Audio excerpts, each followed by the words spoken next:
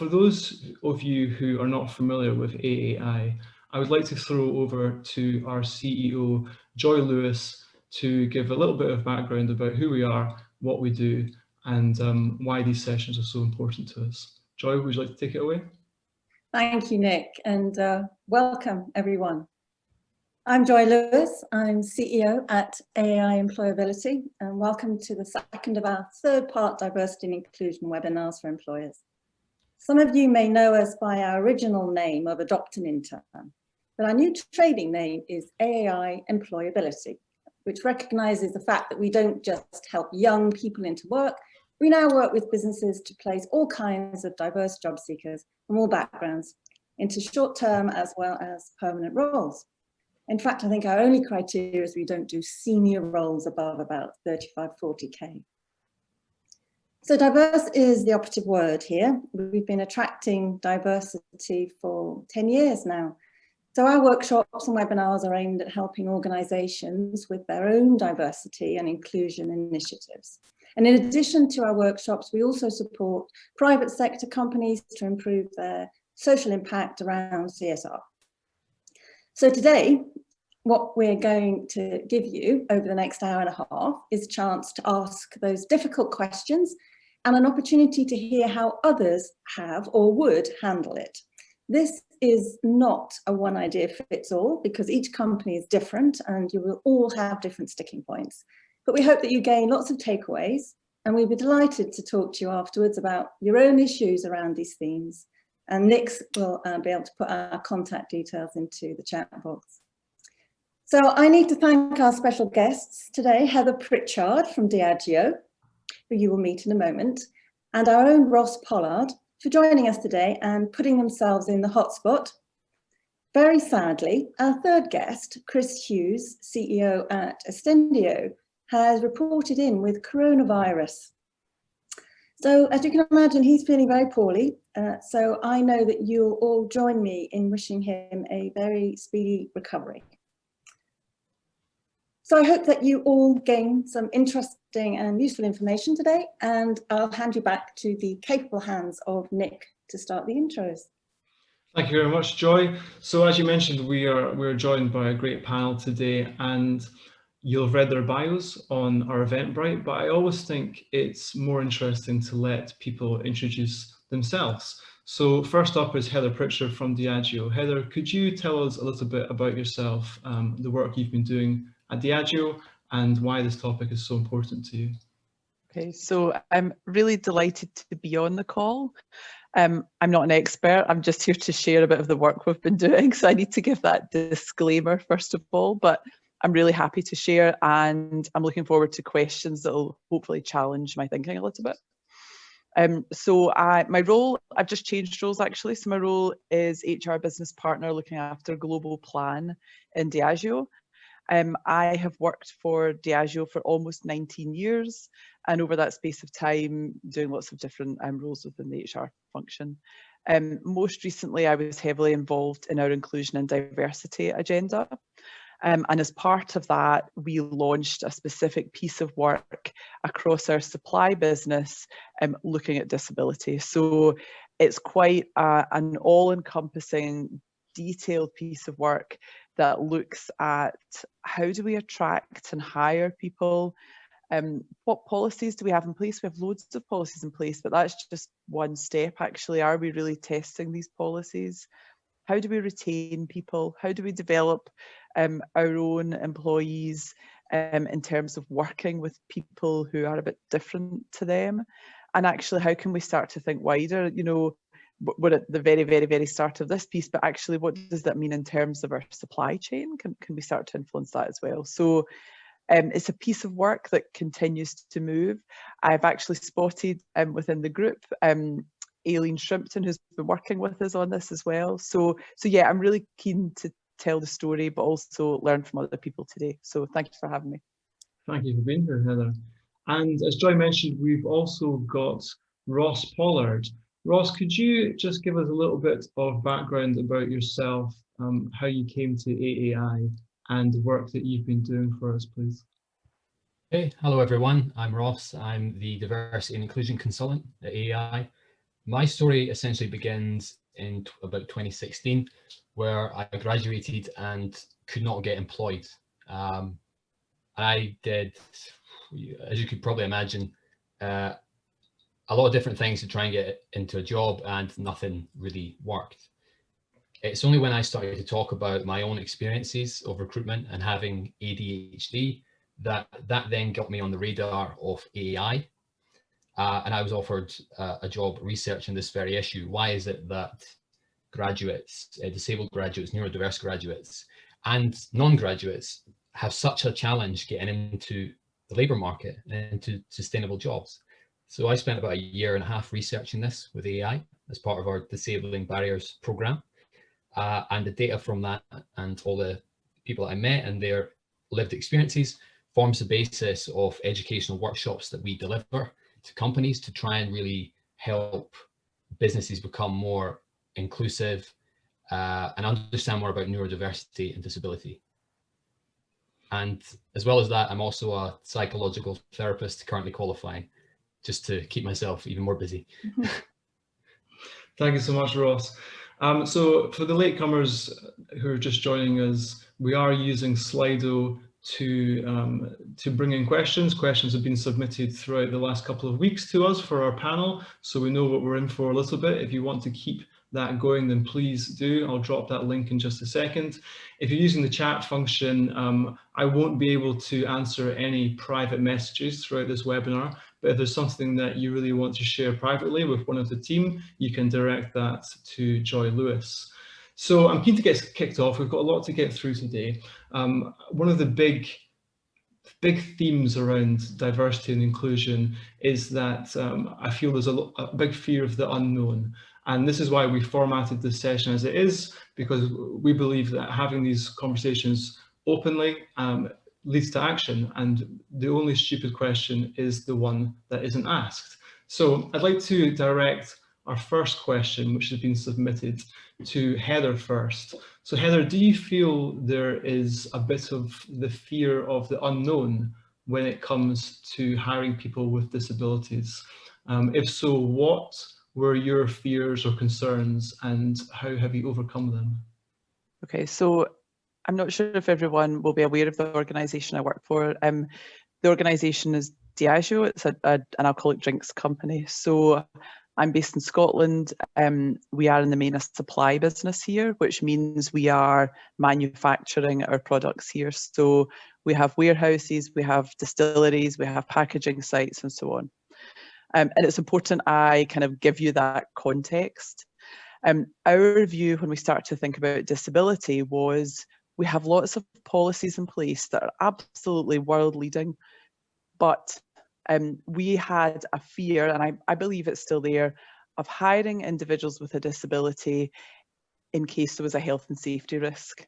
So coming onto a site where there's heavy machinery, where there are casks moving about, where there's glass bottles, and so on and so on and so on. Our primary focus is always about health and safety. And that is absolutely drummed into our managers, and rightly so.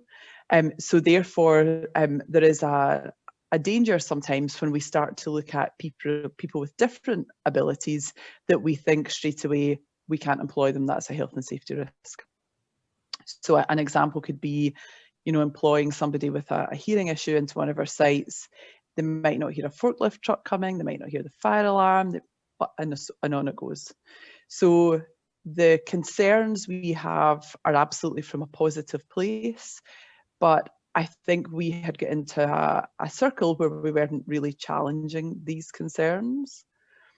So we decided to face their issues head on and bring some people into the business who had disability, but not into our offices, because we have offices as well, of course we do, because that's easy. But no, we wanted to bring them into our sites so as we could actually learn and force ourselves to overcome what was probably some, unconscious bias that we had in relation to dangers that may exist.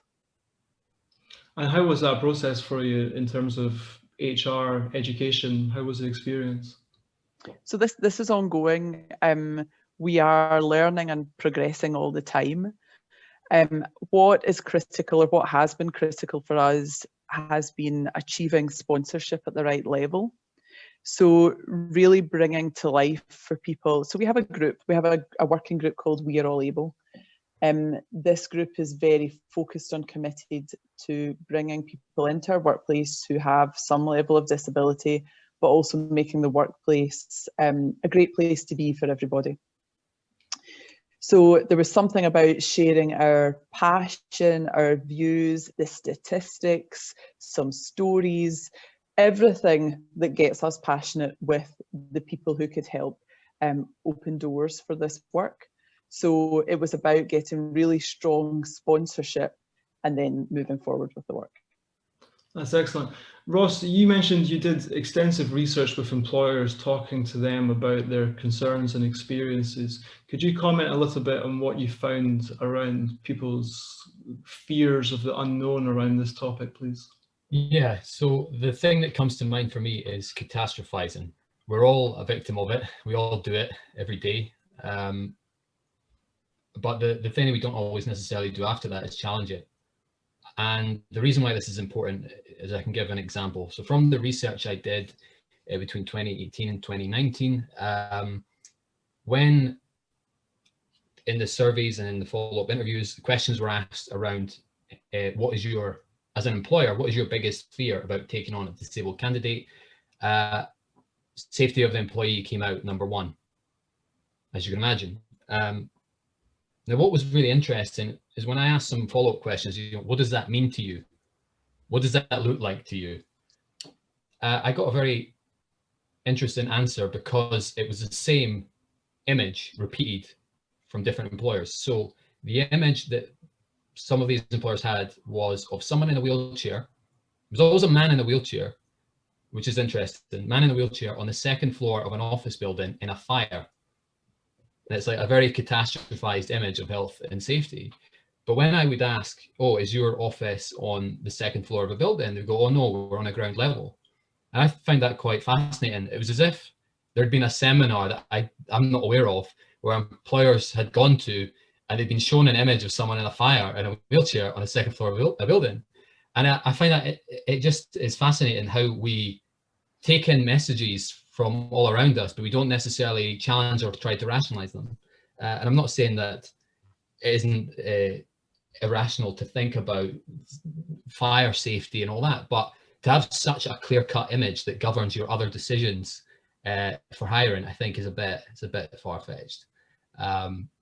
So yes, I find that really interesting.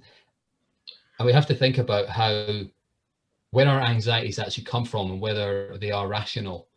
And I think that underpins a lot of decision making and recruitment or anything else. Is my decision based on my emotion, or is it based on rational thinking? Yeah, I think that's really interesting, and certainly the disabling barriers work falls under the larger banner of diversity works under AAI, and through these themes of people being too awkward or scared of embracing the conversation, we've noticed that it really doesn't lead to action. So could you talk just very quickly before we move on about the need for having these open conversations like we're having today to get these topics out in the open? Yeah, so to solve any problem, you have to have open conversations about whatever the challenges or difficulties are. I realize that's not always a comfortable thing, but when I work with clients in psychological therapy, so in that line of work, people get better the moment they accept that things are going wrong or that something isn't working for them. There's a lot of similarities between the work that I do at AI and the client work I do, because it's about overcoming fears and biases and making plans for things like how to progress.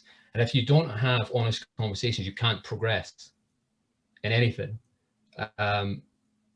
Again, I realize that causes anxiety, but sometimes in order to grow, we have to go through that. Absolutely. So as well as the big themes of embracing the awkward, we also want to instill some practical tips for how to get started on a more inclusive workforce. And a lot of the questions that came in we've managed to distill them down into kind of single questions. So I'd like to direct this one to Heather first. Many people with disabilities and neurodiverse conditions are anxious about revealing this during their application. As an employer, what is the best way that businesses can showcase that they have an appetite for this audience and that they are an equal opportunities employer? Okay, so we have found over the years, we have written on our job adverts, as I'm sure many of you have, we're an equal opportunities employer, please, you know, feel free, blah, blah, blah, blah. I'm not sure at a personal level how much impact that has. I think what becomes critical is the conversation we have with people. So the piece of work I referred to earlier, we actually started to connect with people in a different way. So we connected with them through employability agencies. So for those of you in Scotland, we're partnering with Fair Start, which has been amazing actually. And that's really enabled us to have very honest conversations around what support do you require? And we want to be flexible. We want to make this a good experience for you.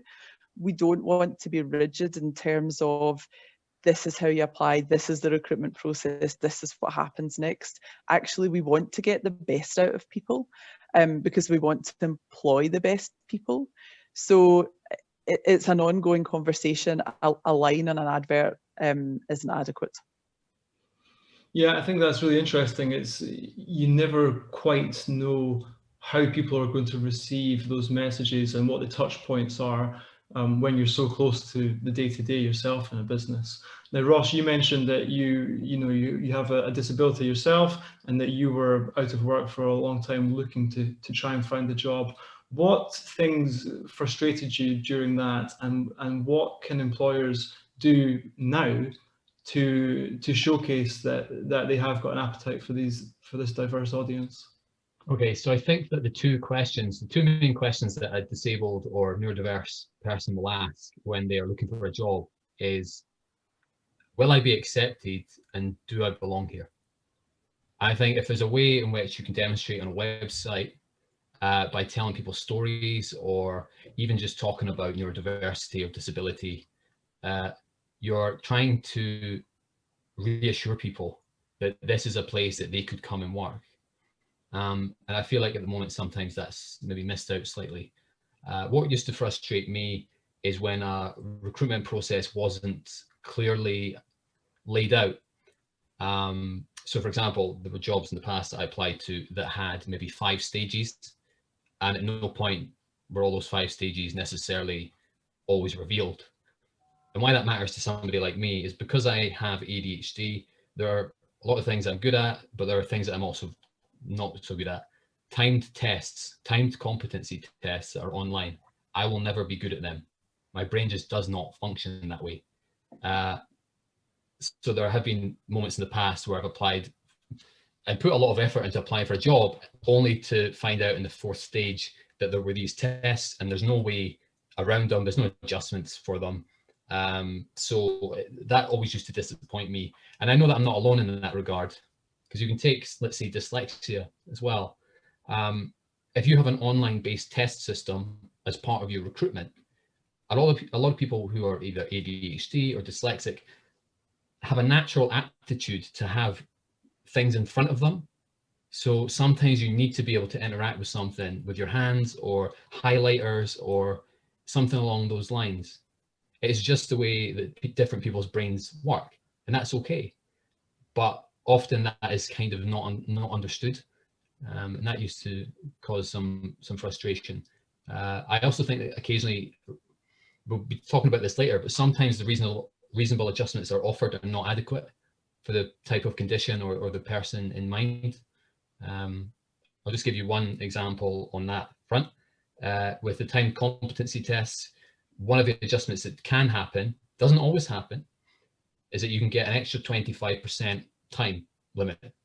Well, for a lot of people, that doesn't mean anything, because it's not an effective adjustment for the type of task that they're trying to do. That's maybe something we can discuss later on.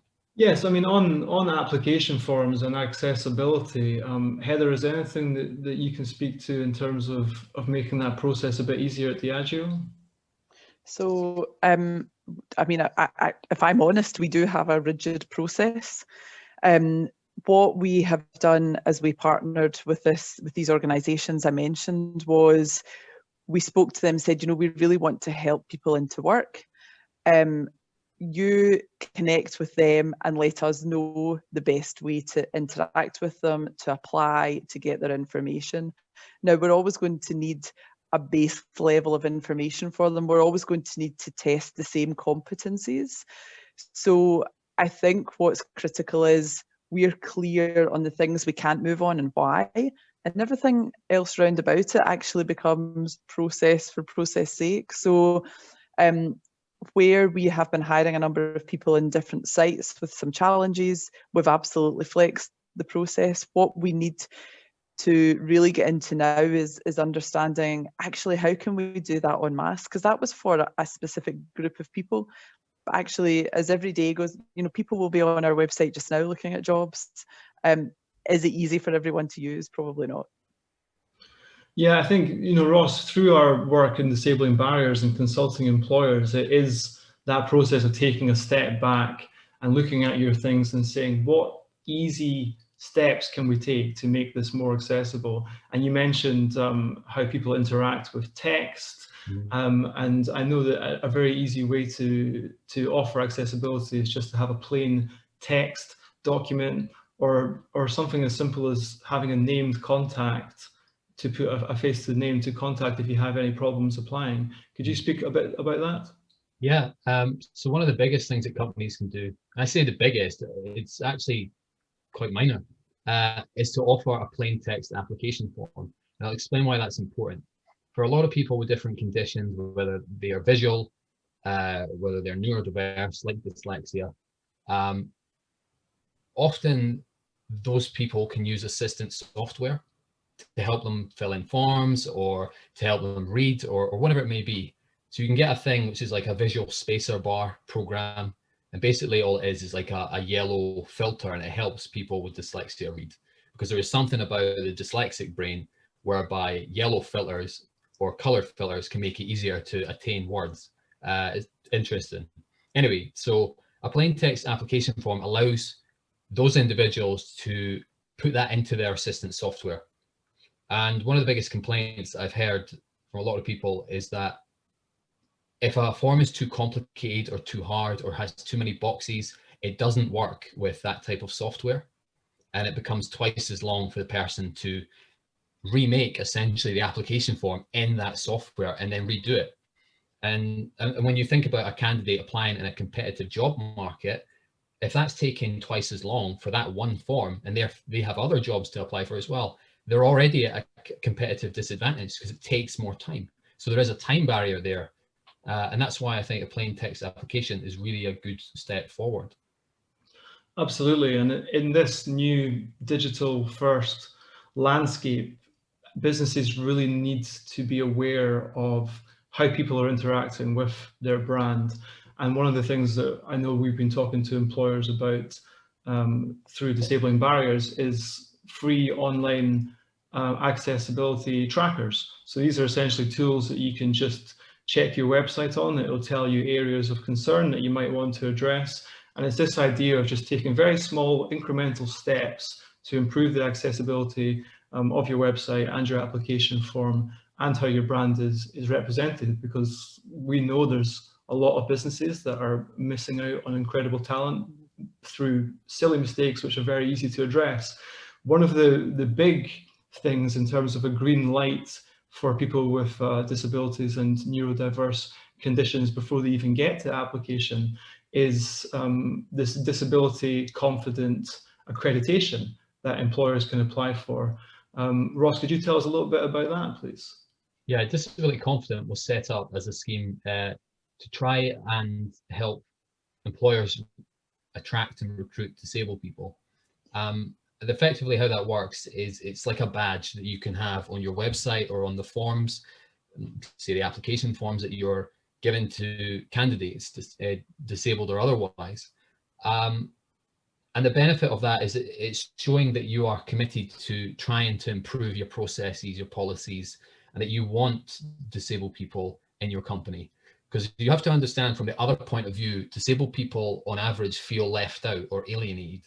They feel like nobody wants them. They're not part of the society they live in. And anything to try and change that and say, no, you can work here. We want people like you. That really, really helps. Because on the other side, of course, there's a confidence barrier. The people lose confidence when, if you're, let's say you're a disabled candidate and you've applied for many, many jobs and you're not getting interviews, that does damage your self-confidence. So anything you can do to kind of alleviate that by signing up for something like Disability Confident is really, really useful.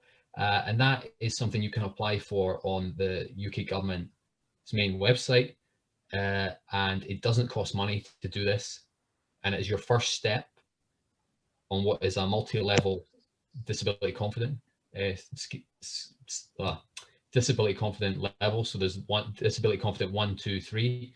And that begins that process of encouraging you to look at your own company and how you can improve different aspects of it. Yes. Can I share a bit about that, Nick, actually, if you don't mind? Yeah, please do. So yeah, it was Disability Confident that actually triggered a lot of our interest and a lot of our work. And the thing that's worth sharing, so it's like a standard that you work through. It becomes a checklist that helps you measure yourself. But the thing that's really worth pointing out, so it's in partnership with Department of Work and Pensions. As soon as you sign up for it, they're keen to help you, to support you, to give you advice, to put you in touch with other organisations. I actually met with our contacts this morning. We meet quarterly. So it's not just a case of filling out a form and being left on your own, but actually it opens your mind to what you could do, what you want to do, how you can learn from other people. So it's absolutely worth getting involved in. And this is something that we talk about a lot, is about the amount of support that there is available for employers to go down this journey. You're certainly not on your own. And a lot of the questions that we had coming in were around funding and about government grants and support that there might be for supporting the onboarding of people with disabilities or additional needs. Ross, I know this was a huge bit of your research and consultation through disabling barriers. So could you tell us about the main one and what the benefits are of it? So the main government grant that's available to help disabled or neurodiverse people settle into a company to pay for what are called reasonable adjustments. So a reasonable adjustment could be an in-work coach, it could be a standing desk, it could be assistant software on a laptop, it can be anything really. There's no set list for what a reasonable adjustment can be. It's anything that helps a disabled employee in the company to feel supported. So the main government grant for that is called Access to Work. That again can be applied for through the UK government's website. The cap of the maximum that can be applied for, the maximum amount of money that can be applied for, is £60,700. So it's a lot of money, but an average claim is usually about £3,000. And it is the disabled candidate that would apply for that, with help, of course, from the employer. That's it. I think it's really interesting that the responsibility to ignite that conversation is down to the candidate. And I think the more disabled or neurodiverse candidates that know about this support that's out there, it really helps empower them in a conversation with employers. Heather, we've had a question who I think is from somebody in HR who has said, some employers that I've worked with felt that there has been a financial risk in taking on a disabled candidate. How true does our panel think this is? What have you had experience in this? No, not at all. I would almost argue there could be a financial gain. The whole point of taking on people who are different is they bring different views, opinions, help us see things differently. The reality of people with a disability is they are already facing challenges every day that those of us without a disability are not. So quite often they will have a different skill set or a different level of resilience or different creativity in terms of overcoming problems. The piece about financial, as I say, I noticed Aileen, who I've been working with from Enable, on the call, and Aileen, I don't know if she can put it in the chat, shared with us the other day the average reasonable adjustment, something like £50 or something like that. It's a complete myth that there would be a cost to your business. There we go, 30 to £180 is the average. And certainly the people we've employed thus far, there has been no cost. So I think it kind of links to the concerns that our business has about health and safety. It's a view you have that you probably haven't challenged that much, actually, and probably kind of need to face it head on in order to really understand it. So yeah, the average is £30 to £180. That's nothing. That's absolutely nothing.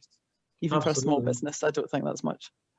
There's another question which has just come in. We've got Joy in the background adding questions as we go. So this relates to disability confident.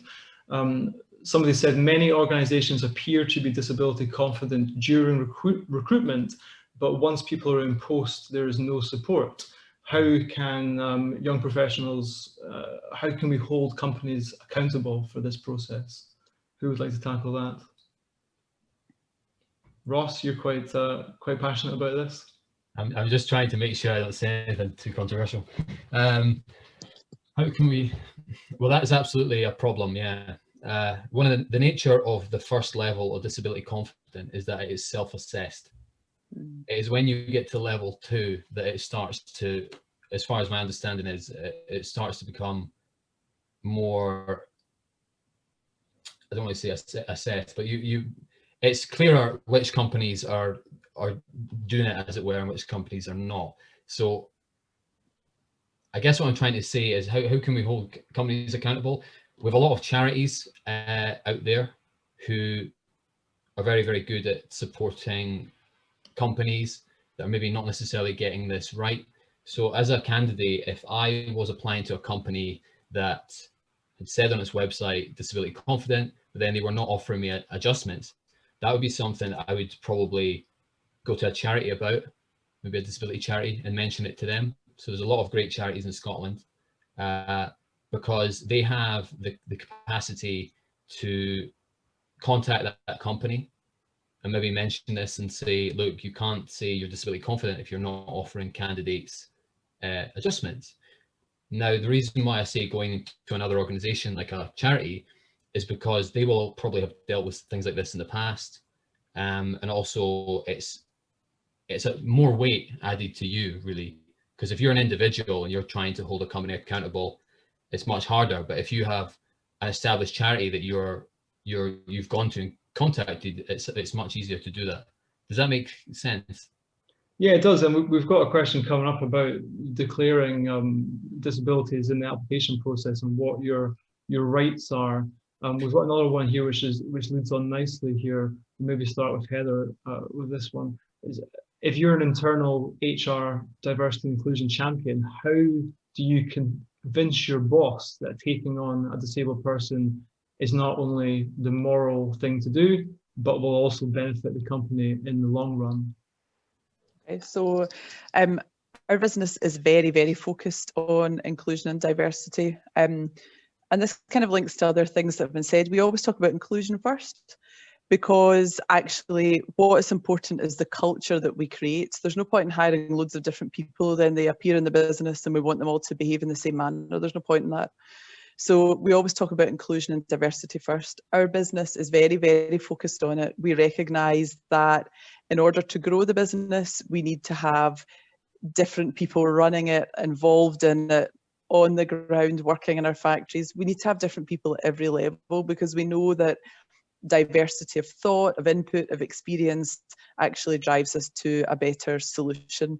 And we know that there are loads of studies that support that. Now, so first of all, I think that's the first part of the journey, actually. Do people really appreciate, understand and value what diversity in an organisation brings? The second part to that, and when we start to look at disability, is we did a lot of research when we started this piece of work. And research nowadays is easy to do. You just go on the internet and continually Google stuff. Looking at the different statistics of the disability employment gap, looking at statistics in your local area. So you can easily find out the percentage of people who are disabled within the kind of journey to work area for your offices, your sites, whatever. Then you start to ask yourself the question, are these people represented within my workspace? Now, you might know that, you might not, because people don't need to declare their disability, but it's an important question to ask. Are we really representing the communities in which we're based? And then I think we really need to understand stories. We need to understand people's personal views on disability. And you know, there's a really broad spectrum of things to understand, to appreciate, and to really get involved in.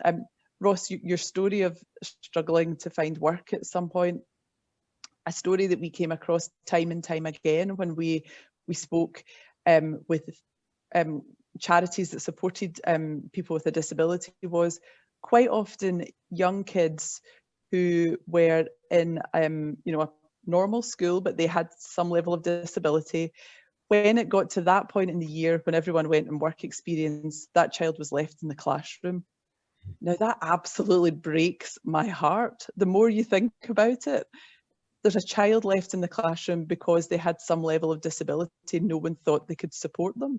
Nobody tried to support them. So the more you research and understand and appreciate what's going on in the external world, then I think your company thinks, do you know what? We should be giving that child a placement.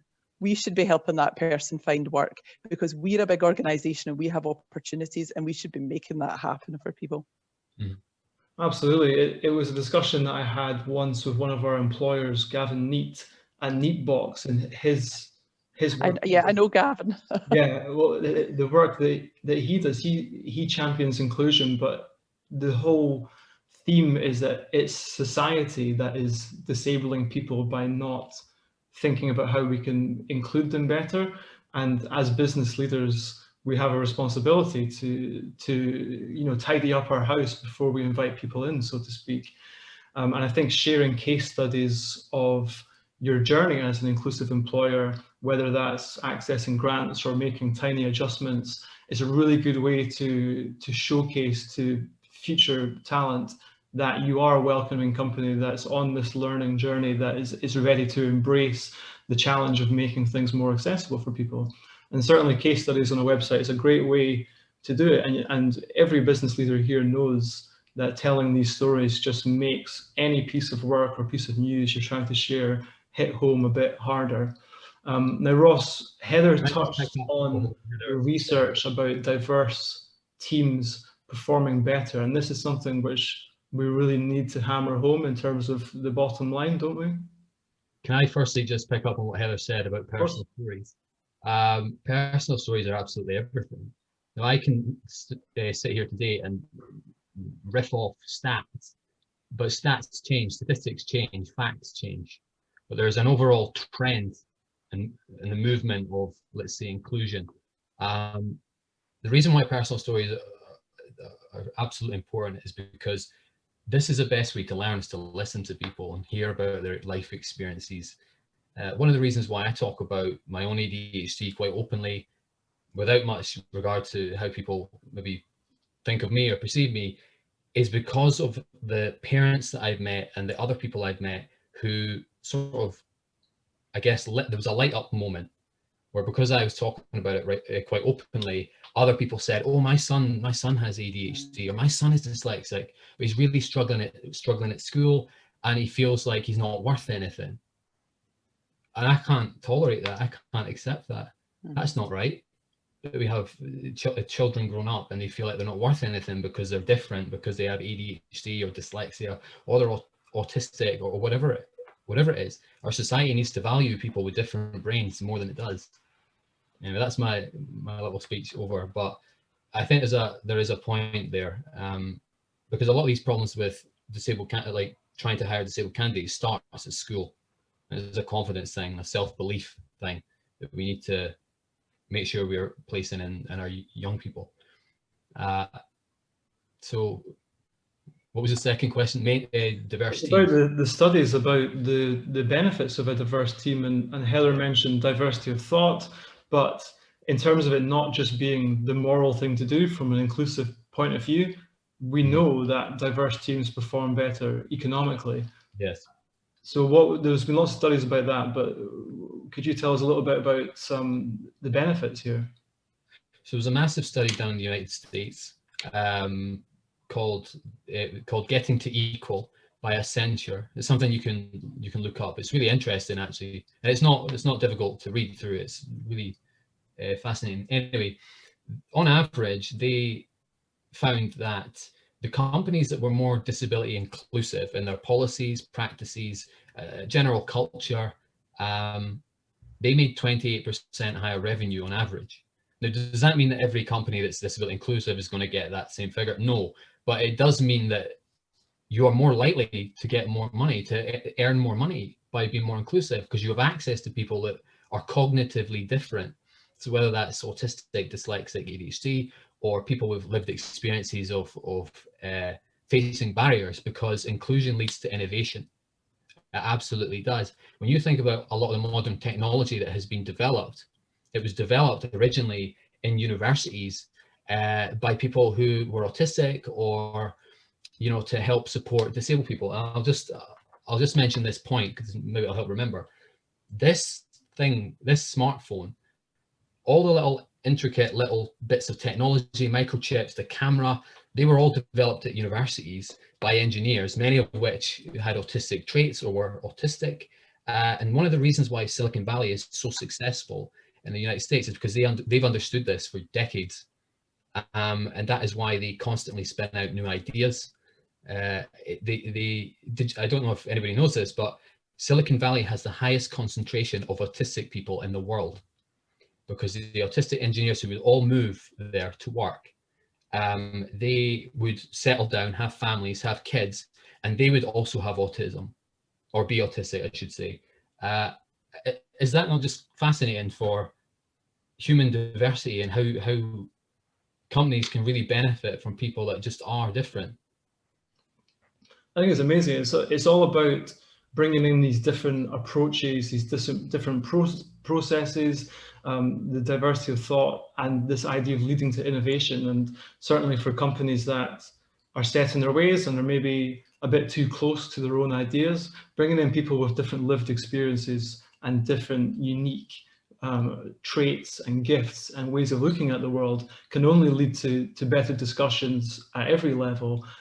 We were joking yesterday, Ross, that if we were able to promote these studies more widely, we could get to the point where you look at a company's website and you see the lack of diversity and you feel sorry for the success of that company, because they're not making the most of the product or the service they have by not being as inclusive to diverse voices.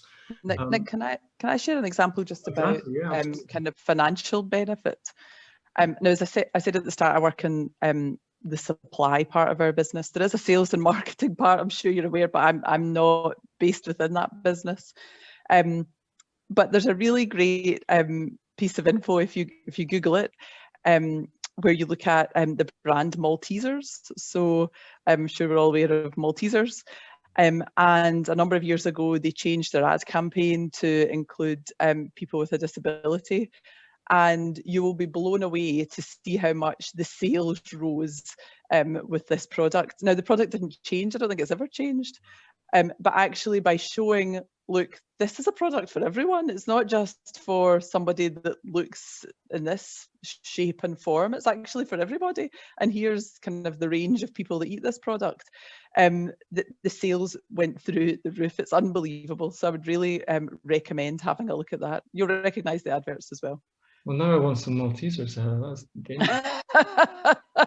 Yeah, sorry about that.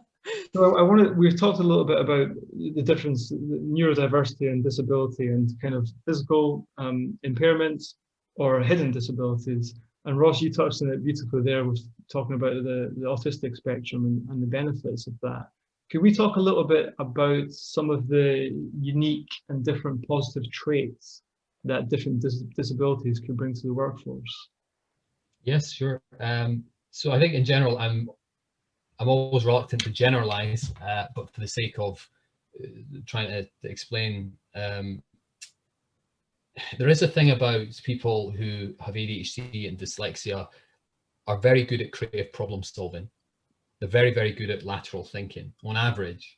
And there is obviously something to do with the way that those individuals, their brains are physically wired differently in certain areas that are around creativity or coming up with, you know, new ideas. So in terms of in a business place, if we're thinking about like solving problems and decision making, dyslexics, people with ADHD are much better at coming up with alternative ideas. They don't think in a standard way. So I think that that is definitely the biggest thing for that. Autism, I can tell a little bit about this. Because I mentioned Silicon Valley, it's probably unsurprising that a lot of people who are on the autistic spectrum are very good with computers, or they're very good engineers. And I was speaking to a university recently, and it was the disability advisor at this particular university who was telling me that they have a really high number of autistic students in their engineering and computer science departments. And they were not sure what to do about this in terms of helping to support them into work. So there is a natural aptitude that autistic people, a lot of autistic people have for technical professions or computers or systems thinking, figuring out how things work. I don't want to generalize too much, but there is a thing about, as we may know, that people, particularly male engineers, tend to be more interested in solving things than they are in people. So they're more interested in solving technical problems because they're very detail orientated. Yeah, there's a lot of different positive things, certainly around systems and approaches to work. And like you say, there's a huge brain drain to Silicon Valley, and it's because a lot of employers here are not recognizing those positive traits and making cultures that attract and include people. Now, Heather, a lot of the questions we've been getting in, and even right up to this moment, is all about how you can disclose your condition during an application. So as an employer, how and when would you like an applicant to disclose their disability during the application recruitment process? And when, as an employer, is it best to discuss these things with an applicant? So I think it needs to be handled very carefully. I have examples of when this when people haven't disclosed and then we've had the problem, and I can give you quite what would seem a light-hearted one. Actually, I will share it with you. But we don't ask people if they have a disability. We ask them if they require any adjustments. We do all of our recruitment in-house, so our talent engagement team will source applicants. They will contact the applicants. They will say, Nick, Ross, are you interested in this job? You'll say yes, maybe, or we'll then have a chat with you. We'll be clear that you'd be a good candidate, and we'll then ask, do you require any support at the interview? Do you require any adjustments? Is there anything we can do to help to make that easier for you? So the discussion will be about that. We will never ask, do you have a disability? We won't ask that question. And that's for the person to disclose. And yeah, we wouldn't ask them. The example I had where we had somebody who didn't disclose was we hired an individual a number of years ago who didn't disclose that they had a dairy allergy, and we placed them in our Baileys site. So if you don't know what Baileys is, it's Irish cream liqueur. It's made with a lot of cream.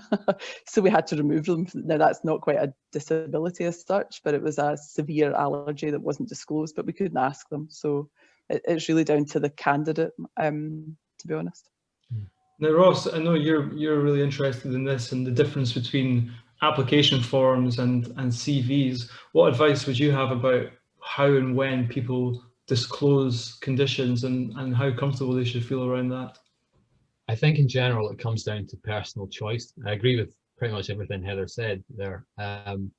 If an employer can find a way to disarm the anxiety of that upfront, so the disclosure of a disability by asking or mentioning it on the website and an application form that we make reasonable adjustments. I'd also go a step further and actually have maybe a couple of bullet points about what practical adjustments have been made in the past. So for example, plain text application, notes in an interview, whatever it may be, because then it is much easier for someone to visualize that as a candidate and feel like, okay, well, that is something I could ask for then, because it's more specific, it's more measurable, it's something easier to understand. Because it is frightening if you're in the position like I have been and many others are, where you don't know if you should mention ADHD or dyslexia. Because I guess I'll just talk my own circumstance. I was terrified if I told people I would never get a job. Mm. And then what happened for me is I couldn't get a job anyway. So it became that thing of, well, bugger it. I'll just talk about it and at least I can maybe do some good that way. And thankfully it worked out for me. But there is a lot of fear because you don't know what you should do. But I always compare it a bit like if you're gay, for example. And imagine if you kept that covered from your employer and said, oh, I'm not gay, or I'm not this, or I'm not that. It's part of who you are and your identity. And if you simply dismiss that or try to hide it, because 70% of disabilities or disability related conditions are invisible, you know, if you try and hide it, that must, I know in my circumstances, that caused a lot of anxiety and stress, worrying about that. And I think at the end of the day, my own view is, why would you want to work for a company that doesn't accept you for the human being that you actually are? That's a great point. It's something I was actually discussing this last week with a candidate who felt they might have been overlooked for a position because of how honest they were about where they were at with a condition. Ross, you mentioned something just before we went live about people who disclose disabilities and the interview process. Could you share that with us? Yeah, the other point I wanted to mention was that often what can happen is if a candidate does not disclose a disability, I don't even like that word disclose, because that the only other time we use that is in a criminal offence. It's just not right. When we inform an employer, I think that it needs to be handled with care when you're disclosing. From the research that I did, the vast majority of disabled or neurodiverse graduates would only tell an employer once they had secured an interview, and that is when this topic would be discussed. And as an employer, you cannot, under the UK Equality Act, ask directly about the disability, but you can ask about what sort of adjustments that candidate would need, and they can also ask as well. There is a bit of an issue where a lot of candidates don't actually know that they're entitled to adjustments of any type. And, you know, another difficulty is if candidates do not inform an employer, once they get into the job, they cannot necessarily be expected to then get adjustments. So I think it's just easier to be upfront about it. I love your idea of you know, sharing openly reasonable adjustments that have been made in the past. That's such a simple thing to do, and I've taken a note of that. I'll be doing that tomorrow, Ross. So thank you. Now I'm going to put Joy Lewis on the spot here. You know, the disabling barriers work came out of discussions that you had with disabled graduates and students through some work we did with the Scottish Government. And as an employer yourself, and somebody who consults employers every single day about their employment needs, what can you say about people disclosing conditions? Sorry, not disclosing. What was the word you used, Ross? I just said informing. Informing people of their things in the application process. Yeah, I think I loved what Heather and Ross both said. I mean, really good stuff. And I have watched people in our audience making copious notes. So that's just heartwarming. Thank you. We're a small organization, and, you know, I welcome disability, and I think a lot of employers do, and as fears die down, that's going to become even a bigger topic for them when they realise how much talent they're missing out on by not welcoming that. So I personally like to see it up front. I like to encourage our graduates and returners to state their disability very openly and clearly, and we encourage them to do that. And I think one of the things is, Heather, correct me if I'm wrong, but I'm pretty sure it's still legal now. If someone does declare their disability on an application form, then they are entitled to an interview. I don't know, actually. That's something that I've always understood.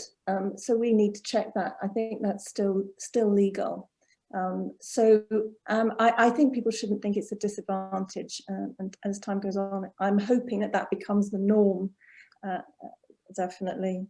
If that's right, that's a hugely empowering chip to bring to the application process for job seekers, isn't it?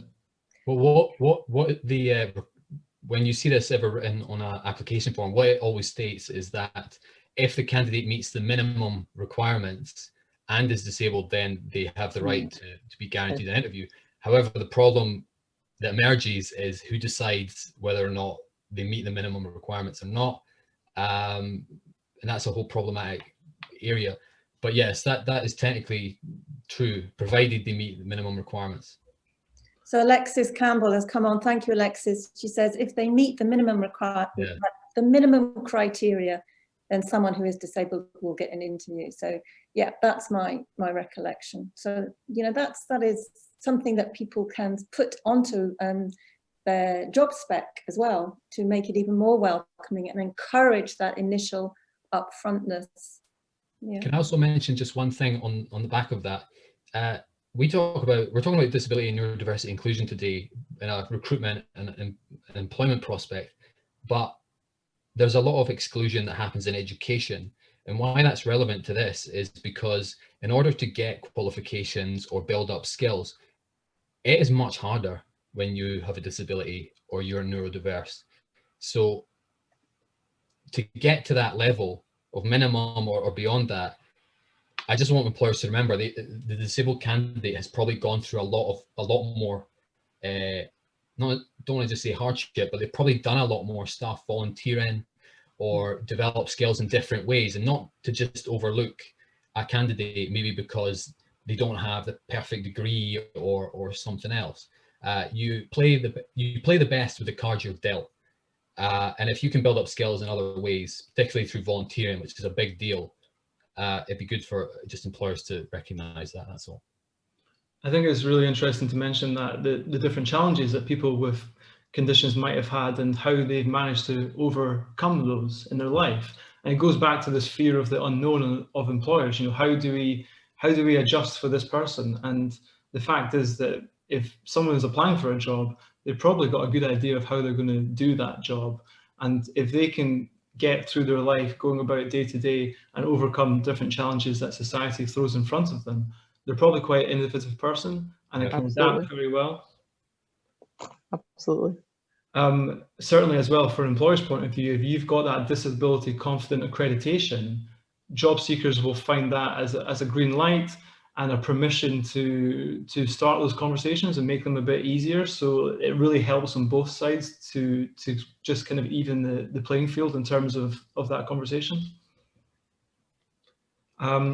We've got a really interesting question here. What advice, and we'll go to Heather with this to start, what advice do you have for disabled professionals who have had a really negative experience and are struggling to get back into work? Well, I'm not disabled, so I have to say that in the first instance. I'm not disabled. There's nobody disabled in my immediate family, so I don't have first-hand experience of what that struggle will be. So I'm not sure I can necessarily advise. I think people need to be clear. So this would become like general advice rather than for someone with a disability.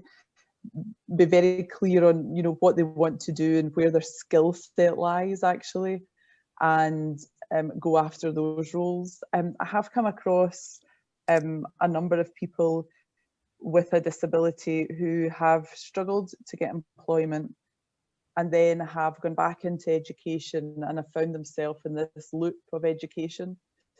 And they've then come to me and said, you know, what can I do in your organisation, looking for a senior role, but they don't have any experience, but they have loads and loads of qualifications. And that's, for me, quite an upsetting situation for somebody. They're very, very qualified, but we can't get them a job. So I think it's important to get good career advice, actually, and be very clear around what you want to do and get the right advice around how to get there. But yeah, as I say, I'm not disabled, so I can't speak firsthand at all. Absolutely. And Ross, you mentioned a lot of the positive traits that different conditions have. And is it maybe sometimes, if people are declaring the disabilities, to try and educate employers and turn what an employer might perceive as a negative into a positive, talking about how they've overcome and perhaps what their condition could bring to the workplace? I think there's maybe a few things within this. It depends on the individual circumstances. So I'm afraid my advice is probably going to be quite general as well. The first thing I want to say is don't give up. Don't ever give up. You're not alone, certainly by no stretch. You know, 1 in 7 people, we think, are neurodiverse, and about 1 in 5 Scots, in Scotland anyway, have some kind of disability-related condition. So you're not alone, and don't ever think that. And just the other thing I was going to share later on, but the average age of getting a disability-related condition is actually 57. So we're all kind of in this boat of going to go through interacting with more disabled people because we're all living longer. The workforce is getting older. You know, so essentially what I'm saying is disability is normal. So I hope that there's no, because look, I know what it's like when you can't get a job and you then start to blame yourself because it becomes the default. And I don't want anybody to go through that. So the person that submitted this question, if you're in that boat, don't give up and don't feel bad, and don't blame yourself, because it's not your fault. You're given the cards that you're dealt. And I know that you mentioned that education and getting more qualifications. I think that anything that you can do to continue to use your mind and to progress is a really, really good thing. I guess my advice would be to maybe go speak to a careers advisor, go speak to some charities, definitely ones that, you know, I don't know what the nature of the condition is that you have, but I would go speak to maybe a charities for some advice there. So can I just, Ross, that's great advice. And I think also now just turning this around back into the employers who are listening here, this is great stuff to be able to talk to people about in the future. Just knowing what Ross has just said there, to be able to put this on a website and say, you know, we understand what this means to disabled people, and we understand your challenges, and here's some advice if you don't get through. So that also makes you very much more open to that audience, if you've got on your website details about this and your understanding of it. Can I just check the question as well? Was the question somebody who'd been out of work for a period of time? Yes, it's somebody who's had a really negative experience in a past job and is struggling to get back into work. Okay, so I'm just thinking another thing. This isn't necessarily connected to people who have any level of disability, but a number of organisations, and we've done it in the past, do run returners programmes, which can often be a great way to get back into work after being out for a period of time. So basically they're not as, you know, sometimes when we're recruiting, we're very stringent about what we're looking for.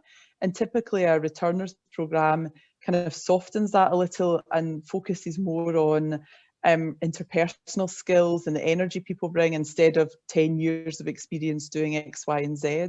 So it could just be another way of looking at employment, rather than just looking for, you know, role after role. That's an excellent point. And, you know, we did a huge piece of work with Diageo around returners, and the funniest thing that came out of that was that lots of people were returners but didn't know that. So if you are in that position, that's a great term to search on different programs that there are. Heather, we've got another interesting question from an employer.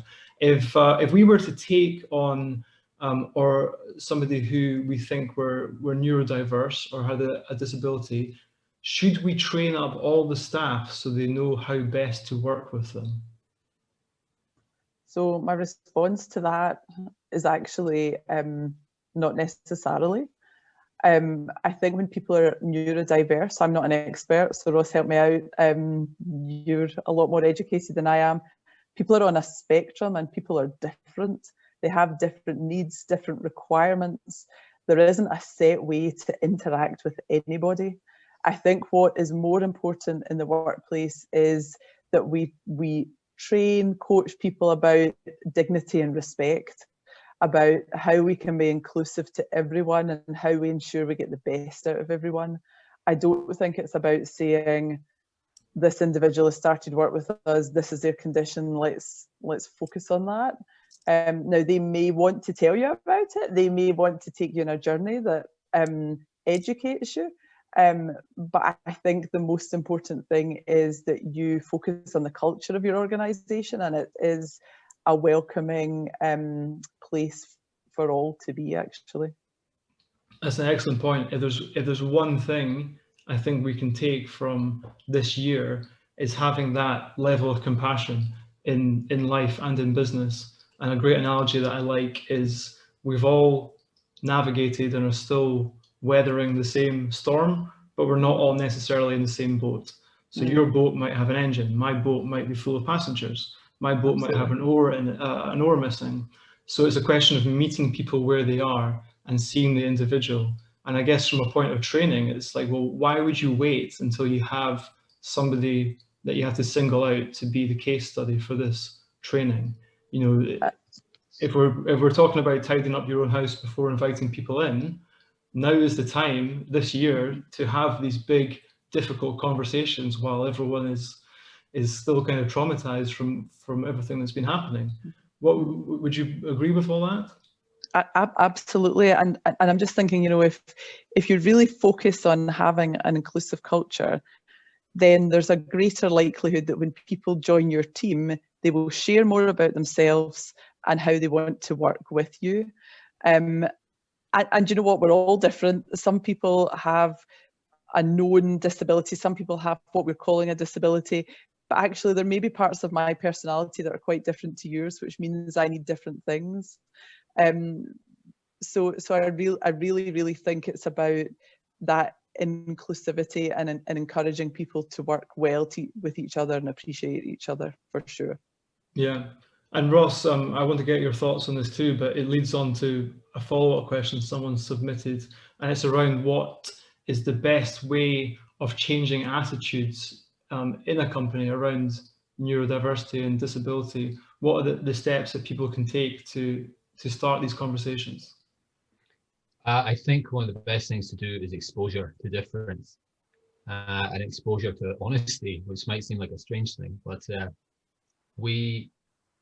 we're all biased and prejudiced because our brains are, that's just the way they are. You know, our brains evolved for survival, and when they evolve for survival, they basically act like a threat detection system, and anything that is seen as being different or not familiar to us is seen as threatening or scary or uncertain. And the question is, what do we do about that then? Well, by exposing ourselves to more diverse people, experiences, inviting people to our companies to speak and just share their stories, that really goes a long way. Because you have a problem sometimes where you can read a website about dyslexia or ADHD or a physical condition, and it maybe has some bullet points, but that doesn't really tell you anything. What tells you something is when someone comes in and gives you a story and tells you about how their life basically works with the particular condition they have. And you also remember it. Remember that as human beings, we are narrative creatures. You know, statistics don't change the world, stories do, messages do. And we remember stories better than any statistic. And we, as Aristotle said, educating the mind without educating the heart is no education at all. So we have to basically go to the heart and give an emotional education, which I know that in a lot of companies that's not necessarily, you know, emotions isn't something that's necessarily seen as being a business thing necessarily, but it is really, really important that we try and engage with the human diversity and the people around us. Thanks, Can Ross. I share an example, Nick, actually just building on what Ross said? We do a lot of work around inclusion on lots of different topics, and we're actually in the middle of our inclusion week at the moment, coincidentally. And as part of that, we encourage people to share their stories, whatever those stories may be. We title it #MyStory. It goes onto our Yammer page, and the amount of traffic, the amount of comments, the amount of interaction it receives is unbelievable.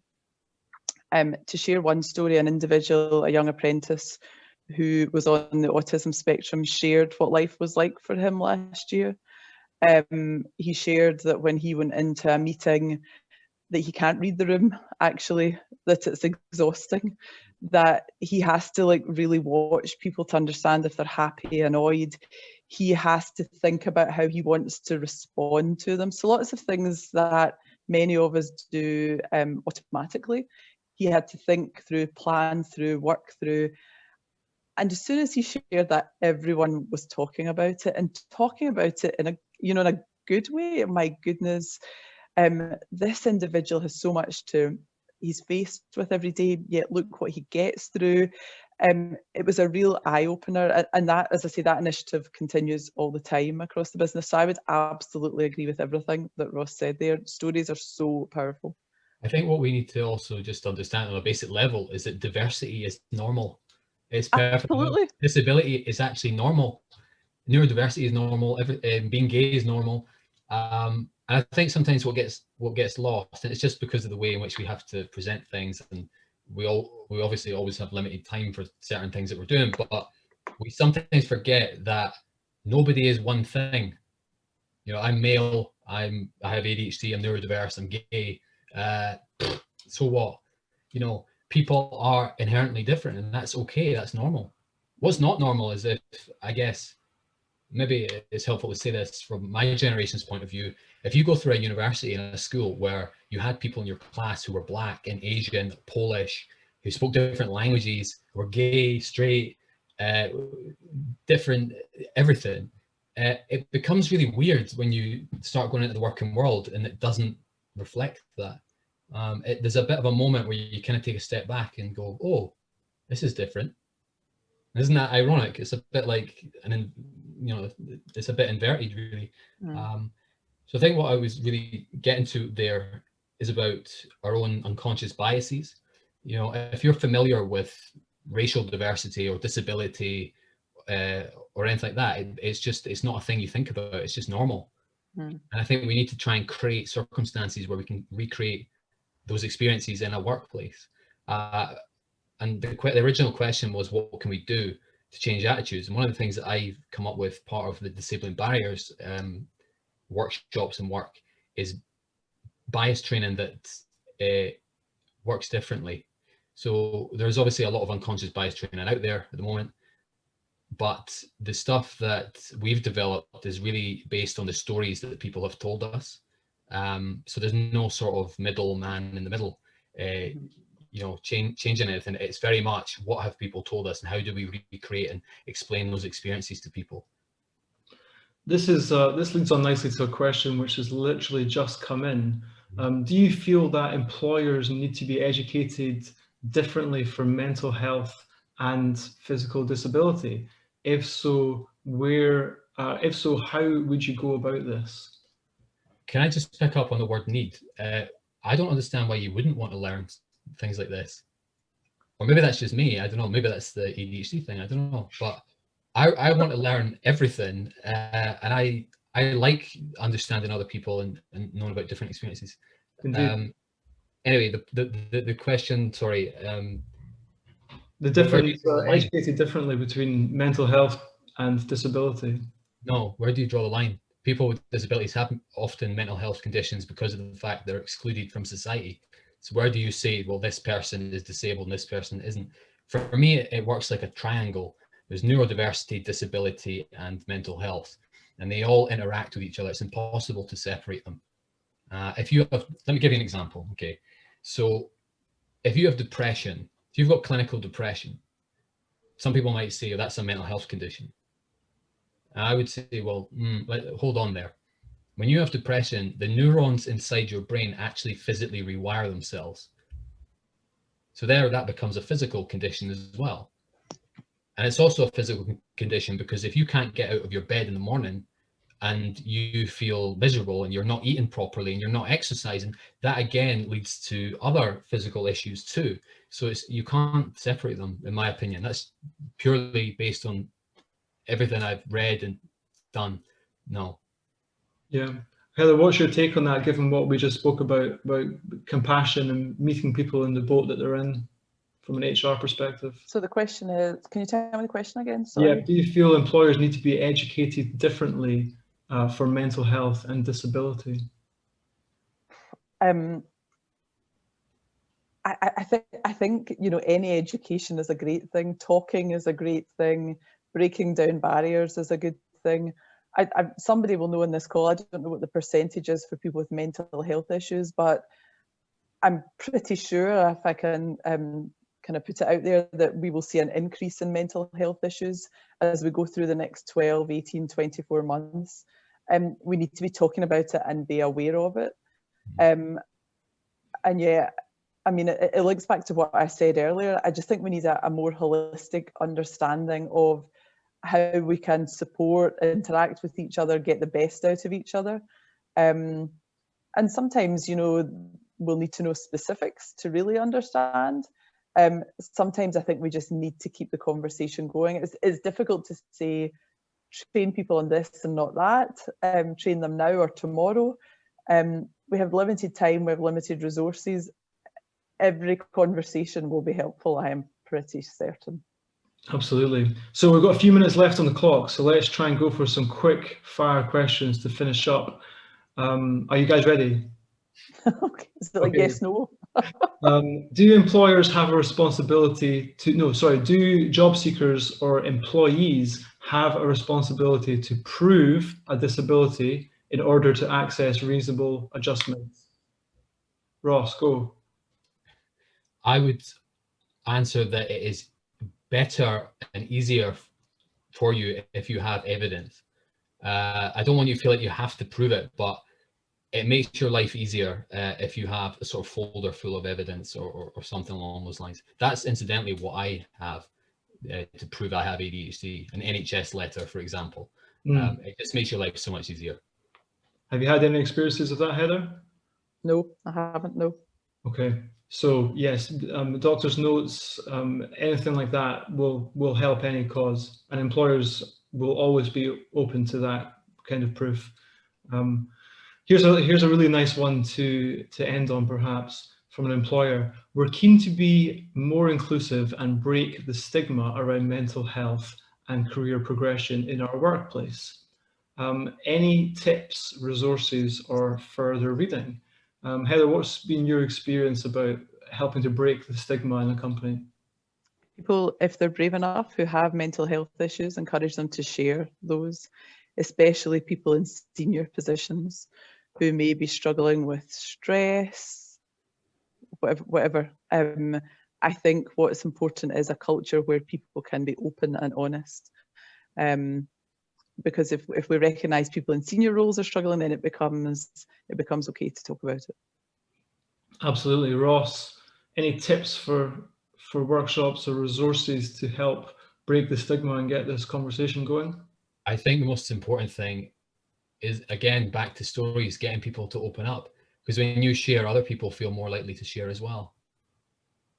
Absolutely. And, thank you both for sharing your individual stories and some of the case studies and experiences that you've had today. I'd like to thank everyone for joining in. Thank you for your honesty. Thank you for your questions. We mentioned at the start that the only silly question is the one that's not asked. And we know that conversations around diversity and inclusion can be awkward and uncomfortable. And at AAI, we truly believe that having sessions like this where we can really have a frank and open conversation without hopefully anyone getting too offended is the way to have real action. They say that the best time to plant a tree was 20 years ago, but the second best time to plant a tree is today. And with that in mind, this year is a fantastic opportunity to embrace these difficult conversations and look at how you can make your business more inclusive. And this goes back to all the work that we've been doing in disabling barriers and diversity works. So we'll be sending a wrap-up email with all the information about what we've been doing and how it can benefit your business. That being said, I want to give a huge thank you to Heather Pritchard for joining us from Diageo today. Thank you, Heather. Do you have any final thoughts on this before we go? No, thank you for having me along. I'd love to connect with people on LinkedIn, share your experience with me, share your tips. I'm keen to learn as much as I can. Absolutely. And Ross, thank you so much for your time today. We'll be sending out information of how you can have Ross come and do this disabling barriers work at your business. Any final thoughts, Ross? Can I just say thanks for actually being on this call here today. As you can probably imagine, trying to push neurodiversity and disability inclusion is actually very difficult. Many organizations simply do not want to engage. So by the fact that so many people are here makes me feel a lot better. And it means a lot to people like me that you are trying and that you're actively trying to engage. So thank you very much. Thank you. So we'll be sending out full information about the inclusive recruitment and employment support that we do at AAI, as well as our new role supporting the government's Kickstart scheme that everyone can access. And actually, I think if people are really keen to get started and looking about how they could research their business and to make it more inclusive, the Kickstart project is actually something that people could use to access a talented young person to make that a project, a passion project, much like Disabling Barriers started out for Ross as a young graduate job seeker. So that's something to keep in mind. Thank you again for everyone for taking part in this. It's been amazing to see the comments and the interaction and the questions come in on Slido, and seeing the appetite for better business and the fact that businesses that are diverse can perform better. So we'll be sending out information about our next webinar in a few weeks, and we hope everyone can join us again. So thank you all for your time, and we'll see you all later.